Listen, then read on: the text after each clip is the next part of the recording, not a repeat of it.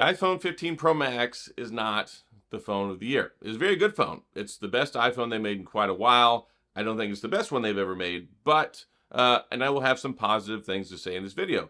I bought this. I had a lot of concerns about buying it whenever it first came out because I had such a bad experience with iOS 16. I had a bad experience with the iPhone 14 Pro and Pro Max. But prior to the last couple of days, I have been using an iPhone to record my videos with for the last couple of years. It's straightforward, simple, it's easy. I think they still probably have the best video for just like point and shoot purposes whenever it comes to the phone game. And they've done a pretty decent job with the chip. I know we had our concerns. Everyone's like, oh, it's overheating gate, and it was overheating when it was charging. It was overheating when it was using Instagram and certain apps. You can crush the back of the phone now if you German suplex it, like jerry-rigged everything. But there have been a lot of positives. I like the action button. That's my favorite new feature. I use it all the stinking time, and I have it programmed for my flashlight. I like the form factor. I like the contoured rounded edges now. The titanium I really couldn't care less about, but it is slightly lighter. But here's the thing. If you're coming over from a 13 or 14 or a 12 series, they're pretty boxy phones. These phones, I think it's funny because how they're designed in the lab and how Apple envisions that you use them, it's supposed to be without a case. And I get it. Like, we want to protect our investment. We want to protect our phone, all that great stuff. But when you put the case on one of these phones, it automatically takes it right back to boxy. It makes it slightly heavier, and you don't realize a lot of those cool benefits from the new design and the form factor, the rounded edges, all that stuff. It doesn't really feel particularly lighter. But when you take it out of the box the first time, especially if you're coming over from like a 14 Pro Max or 13 Pro Max, there's a difference. And like I said, I've enjoyed it. iOS 17 has been better. But here's the thing. When you take a look at best phone of the year, there's a lot of stuff that goes into this. You look at price, you look at availability, you look at feature set, you look at improvements from last year, you look at just all sorts of different things. And I do think that there are some improvements here. I think most of them are largely minor, but I think probably my number one phone of the year, if I had to say what is the best phone this year, I would say the S23 Ultra. And it's funny, half the people in this video are going to get mad because I say S23 Ultra, and half of them are going to agree with me. Because, well, just the two biggest market shares in the USA. We've got iPhones and we've got Samsung. Of course, we've got Google, Motorola, some other phones. But largely, that's kind of how it's split, with a very large portion of the market share in the US belonging to Apple. So the phone is very good. They did a very good job with it. I don't really have a whole lot of negative things to say about it. But when you take a look at what you get with the S23 Ultra, like they improved battery life. Like everything from the S23 Ultra is markedly better in almost every area from the S22 Ultra. So it's one of the most improved phones. Like the Pixel 8 Pro and the S23 Ultra, probably the two most improved phones this year. You get the S Pen, you get DeX, you get the Snapdragon 8 Generation 2, which I think is the best chip on the market this year.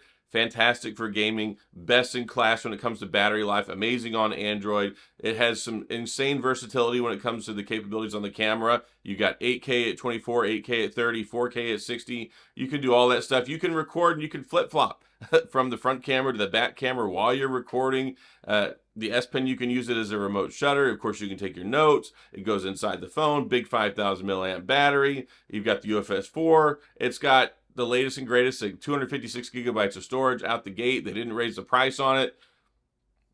There's a lot of great things going on there. So overall, I think the S23 Ultra is probably the best phone of the year. And here's the funny thing. This confuses people. It's not even my favorite phone. I'm recording with my favorite phone right now, the Sony Xperia 1 Mark V. And it's funny, I've finally been able to replace my iPhone. Like, you probably find it very interesting. I'm sitting here holding up an iPhone while I'm recording a video. Many of my viewers know that I record my videos with an iPhone. It's great. Nice, simple, easy. And you just airdrop it over to the MacBook, edit it, and send it to the internet. And I've had a lot of people for a long time say, well, why don't you just use an Android phone? Look, one, the whole airdrop thing, it doesn't quite work as well as you would think. And it's kind of an interesting workaround. But I airdrop everything from Apple. And I think that the selfie video, when it comes to shooting videos, I think is probably a little bit better on the iPhone. But I have problems getting the files over. And of course, trying to plug it in or anything like that is annoying. But the reason I like the Sony Xperia 1 Mark V in that regard, I can record directly to the SD card, which I can pop out without using a SIM card, an ejector tool, and then I can put it right in my SD card adapter, which is built into the MacBook. So I don't think the versatility is quite there. I wish Samsung would keep the SD card. I think that would really go a long way in keeping them up there, like able to compete with Sony. When you take a look at the iPhone, you can record with the 15 Pro and Pro Max directly to a storage drive now. Like I could plug in an SSD and record straight to this. So there have been a lot of improvements. And I think when you take a look at ProRAW, ProRes, all those crazy things, there's a lot to look at here. And it's like parsing hairs.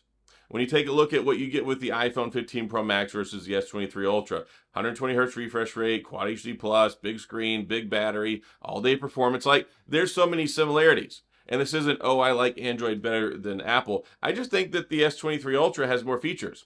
And I think some of the features it does have that they share are better in certain ways. So not trying to knock the 15 Pro Max, but this is one of those things where it's like, okay, you can only pick one. And if I were to say what's in my top three, I mean, yeah, the iPhone 15 Pro Max, probably two, maybe three, but probably two. So don't get too offended here when I'm saying, oh, it's not the best. Like, we're talking about best of the best. It's like when you go to the Olympics and then you have a guy in the #1 spot on the podium and then a guy on the #2 spot, and they could be separated by a tenth of a second, right?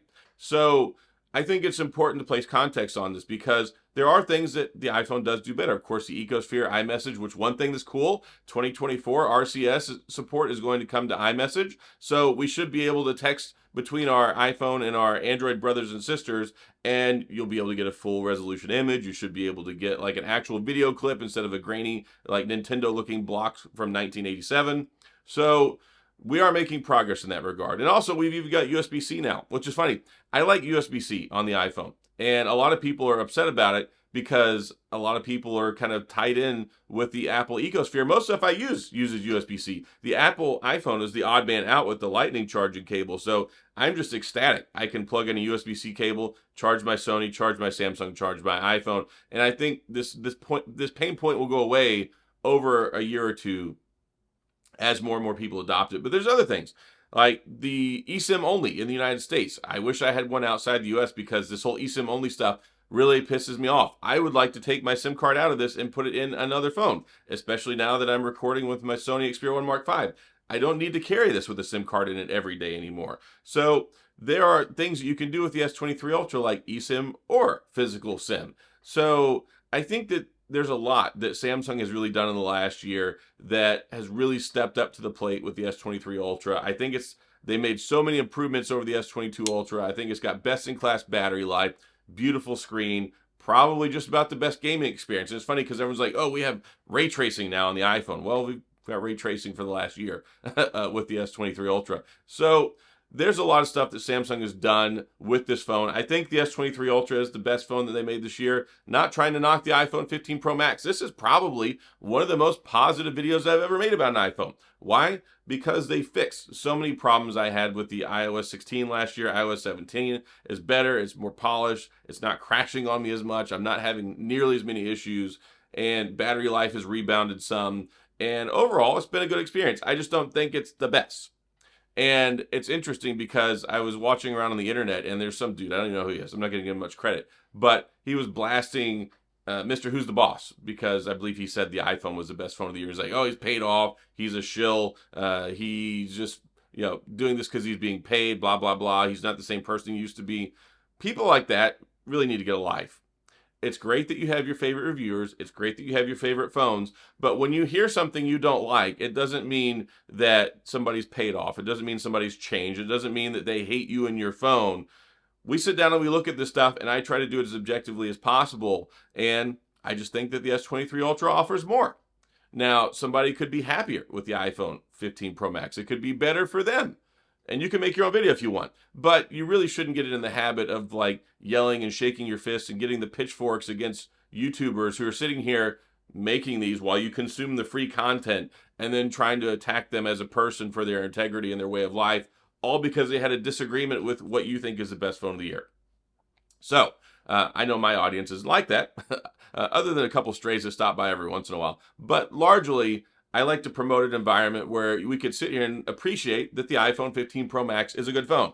Or we can sit here and say, yeah, this phone has good merit. I mean, I even talked about the S23 FE. I thought that it had a lot of bad things going for it at $599, but then they turned around and dropped the price. $399, it was a great phone. So context is key. And I think the way you approach things as a creator and the audience you have, I try to present things in an objective way with some positives, with some pros, with some cons, and also look at things from a value perspective. There's a lot of things I look at. Everybody does things differently, and that's why there's 500,000 different content creators making YouTube videos about phones. But anyway, moral of the story, 15 Pro Max is a fantastic phone. I just think it's just a little short of being the best phone of the year. And that's my thoughts on it. So we can talk about this and discuss it. Go to the comments section. If you enjoyed the video, please hit the like and the subscribe button and a little notification bell if you want updates when new videos come out. And as always, thanks for being here. I appreciate you watching, and I'll see you guys next time.